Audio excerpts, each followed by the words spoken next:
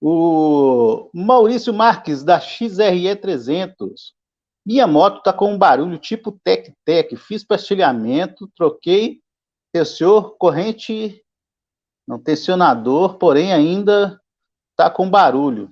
Não sei se é normal. Quando está andando na rua, sem capacete, fica um barulho parecendo de twister. Ó, aí você tem que observar, cara, é o seguinte, o barulho está vindo mesmo ali do motor, da motocicleta, né? Às vezes esse tec-tec aí que você está ouvindo outra coisa. Ah, tá ouvindo ali a corrente batendo na balança da motocicleta, dá esse tec-tec aí, né? Mas agora, se você tem certeza que está vindo ali do motor, você fez o quê? Fez pastilhamento e trocou o tensor da corrente de comando.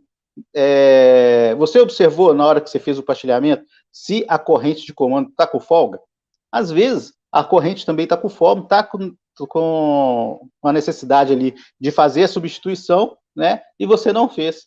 E agora é a hora aí de você pôr a mão na graxa e fazer a substituição também da corrente de comando, tá? Como você já trocou o tensor, não tem necessidade de você fazer a substituição do tensor, não, tá? Troca só a corrente de comando, pode deixar esse tensor que você comprou aí no lugar e vai funcionar perfeitamente.